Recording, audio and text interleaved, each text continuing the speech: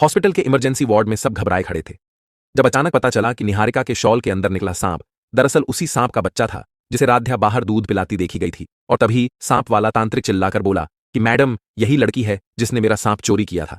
इसी वजह से सांप उसके पीछे पीछे घर तक आया। डॉक्टर ने बताया कि निहारिका को सांप ने नहीं डसा, बल्कि डर के कारण वह बेहोश हुई और गिरने से चोट आई। प्रथम गुस्से में राध्या को गलत समझता है और दादी रोते हुए कहती हैं यह सब किसी की साजिश है।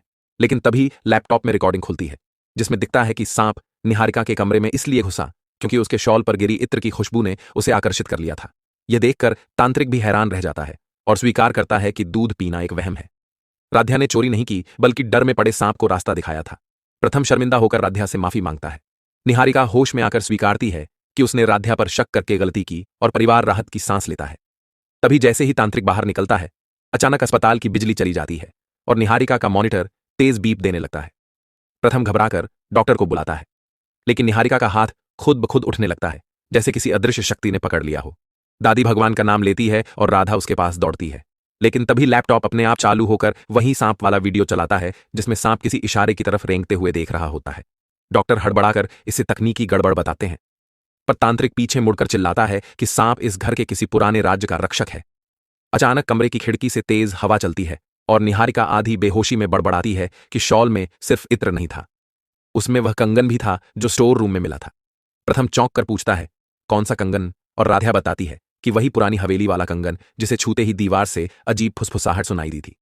तांत्रिक डरते हुए बताता है कि वह कंगन नागवंश की एक लड़की का था और उसकी चीजें छूने पर सांप किसी भी इंसान का पीछा नहीं छोड़ते। दादी घबराकर कहती है कि कंगन घर में नहीं लाना चाहिए था। डॉक्टर निहारिका की नब्ज गिरते देख तुरंत ट्रीटमेंट शुरू करता है। उधर प्रथम और राध्या कंगन ढूंढने स्टोर रूम में जाते हैं, जहां दरवाजा अपने आप बंद हो जाता है। अंदर अंधेरा और सन्नाटा छा जाता है। फर्श पर कोई चीज सरकती है। राध्या टॉर्च ऑन करती है तो सामने वही कंगन चमकता दिखता है जिसकी छाया सांप की तरह हिल रही होती है। प्रथम उसे उठाने को हाथ बढ़ाता है, लेकिन दीवार पर अचानक एक लड़की की परछाई उभरती है जो धीमी फुसफुसाहट में कहती है मेरी चीजें वापस करो। अगले ही पल कमरे की खिड़की जोर से बंद होकर पूरा कमरा हिल जाता है और कंगन अपने आप प्रथम के हाथ से फिसलकर जमीन ऐसे में जैसे ही सपेरा मित्तल परिवार के दरवाजे पर आकर बैठता है, उधर से राध्या एक छोटी कटोरी में दूध नाग देवता के लिए ले आती है। तभी वह सपेरा बड़े ध्यान से उस सांप को उसके डाल से बाहर निकालता है और राध्या के हाथ से दिया गया दूध उसके सामने रख देता है। अब वह सांप शांत होकर उसी कटोरी से दूध पीने लगता है। हालांकि यह सांप निहारिका के पास तक आखिर कैसे पहुंचा, जहां देखा जा रहा है कि उस सांप की वजह से निहारिका बुरी तरह डर जाती है, क्योंकि वही सांप सीधा उसके शॉल के पास जाकर खड़ा हो जाता है।